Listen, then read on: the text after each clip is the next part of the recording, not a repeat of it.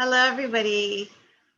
This week we're going to read an article about Cleveland again, where our book Seed Folks was written. And this article is about immigrants, about refugees, just like you. So I thought that would be interesting. This article is about how Cleveland tries to help the refugees that come to Cleveland. The name of the article is We've Become Like a Family. Refugee Response Helps Refugees Settle and Succeed, Cleveland Champions. So once again, these are Cleveland Champions, and the name of this organization is Refugee Response, and their job is to help refugees. So we have a beautiful picture here, the young girl riding. And this article is written by Amanda Holpuch. So this part up here is more background information. So we're going to start here at number 1. And remember, once again, these articles do have a lot of difficult words in English, but I want you to look for the big understanding of the main ideas. What is the problem? What are the problems that they discuss in this article? What's the solution for these problems? And what is the result? Did it help someone? So let's start at number 1 here. Cleveland, Ohio. Like many ambitious teenagers, Sabzina, I can't say that, Muhibzada, I can't say that, is busy getting good grades in her classes, holding leadership positions in clubs, and completing internships. But it was just 5 years ago that the 18-year-old had only ever had homeschooling. At that time, that was her only option as conflict raged near the contentious border between Pakistan and Afghanistan, where she lived. So there it tells us that Sabzina grew up along the border between Pakistan and Afghanistan, where there was conflict or war. And now she's a very busy American teenager, 18-year-old teenager in America. Number 4, since then, Muhibzada has transitioned from a young refugee waiting to travel to the US to a college-bound teenager in Cleveland. So she was a refugee waiting to come to the US. You remember that, you did that. And now she's going to college. She can't wait to go to college in the future. Number 6, helping her on that journey has been a not-for-profit refugee response. So Refugee Response is the name of the organization or the group that is helping refugees. So Refugee Response, which creates programs to address the needs of the 2,500 refugees who have settled in the city since 2008, and is one of 25 organizations The Guardian, IdeaStream, and The Plain Dealer are highlighting in our Cleveland Champions project. So remember, a champion is a hero, someone doing some great work. Here, this describes the picture. So let's go to number 9. National cuts to refugees. Nationally, President Donald Trump's administration has cut the refugee program to admit the fewest number of people in nearly the 40-year history of the program, with a ceiling of 18,000 people announced for the coming year. Refugee officers, resettlement groups, and advocates say that the government has effectively stopped the program, and in October, not a single refugee was resettled in the United States. So this is just talking about how during President Trump's administration, the refugee program got smaller and smaller and smaller, right? They forbid, they had the Muslim ban, and they restricted immigration quite significantly compared to past presidents.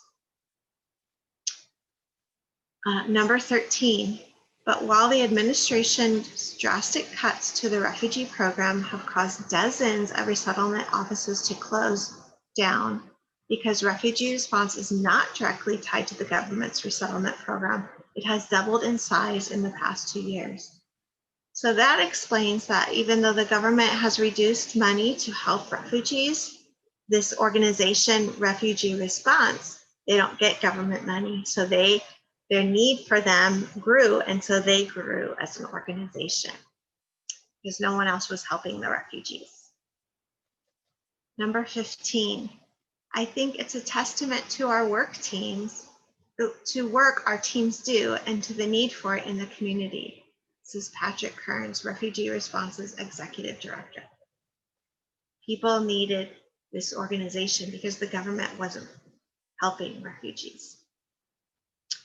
Number 17, Cleveland has historically welcomed refugees as the federal government has shrunk the resettlement program.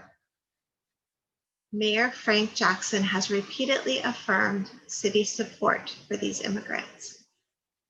And here, in number 19, this is a quote from the mayor. Cleveland is a city that is open and welcoming to people and families, no matter how near or far they come, Jackson said last year. It is important now more than ever that we stand in solidarity with those who come to Cleveland seeking a better life in our city as refugees. So the mayor is very supportive. The local government is very supportive of refugees. Ooh, look at that yummy bread they're making. Okay, number 22, like a family. Refugee response services include in-home tutoring, work on one of the largest urban farms in the country, and a program for high school students such as Muhibazada. We're all about not just providing one-time aid or one-time donation or a gift, but seeing through on a path that is going to be transformative, Kearns said. So they don't want to just give one-time money here, one-time money there. They want to create a path for the refugees, a partnership with the refugees for them to have their better life in Cleveland. Number 28, the program Muhibazada is in, Teen Response, it's the name of the program that helps teenagers, came about to address the gap in what a school system can provide to refugee students who refugee students who may have been exposed to unique traumatic situations, inconsistent education, and other obstacles specific to people fleeing conflict zones.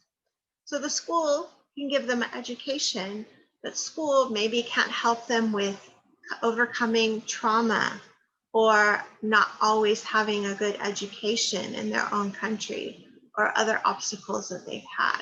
So the Teen Response Program is in addition to their school. They go to school and they have the Teen Response Program, and it helps them to be more successful. Let's see what they do. Number 30. In addition to providing tutoring, career counseling, and cultural education, Muhibazada says, Teen Response creates a built-in social support group with people from all over the world. So a social support group is like friends or family. And she explains here in the quote, "We've become like a family," she said. Teen Response intentionally also benefits Muhibazada's family. While her father, who supports the U.S. Armed Forces in Afghanistan, is fluent in English, Muhibazada is able to share what she learns in English tutoring and career counseling with the rest of her family. I teach my sister what this means, what I learn, and you have to know this is important, Muhibazada said.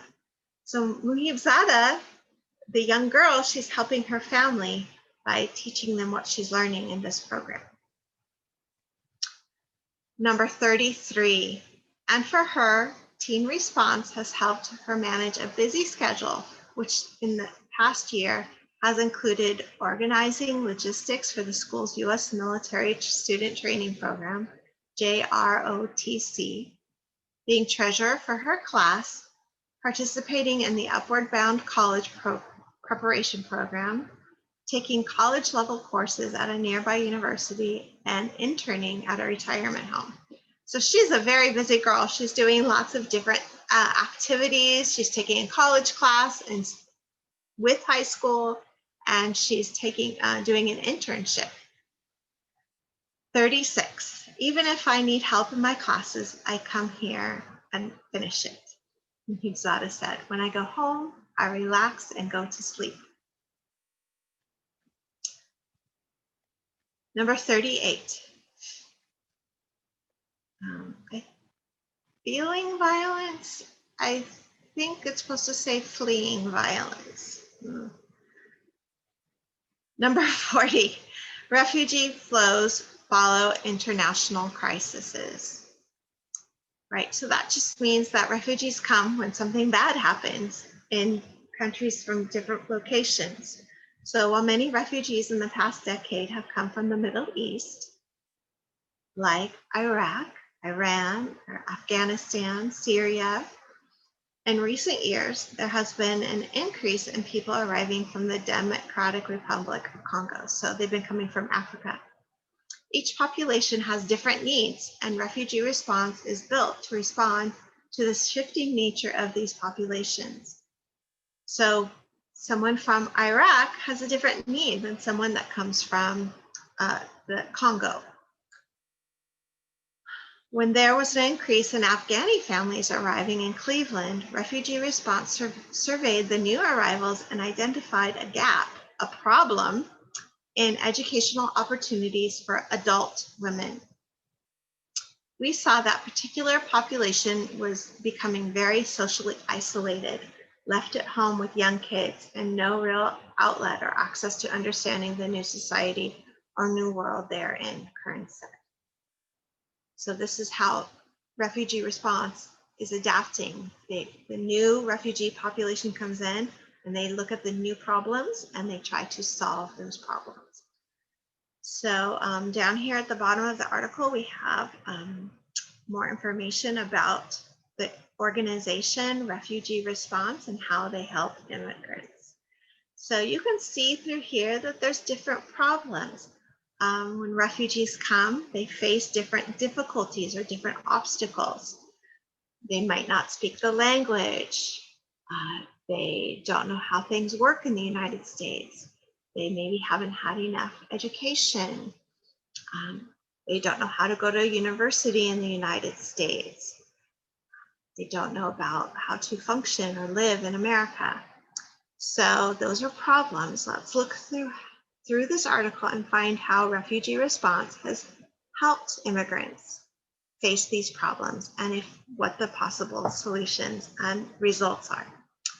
So I hope you enjoy reading this article about immigrants just like you, and go to the next page and take your quizzes, and then we're going to fill in our chart about the problems from this article, the solutions from this article, and the results from this article. Thank you very much, and I'll see you soon.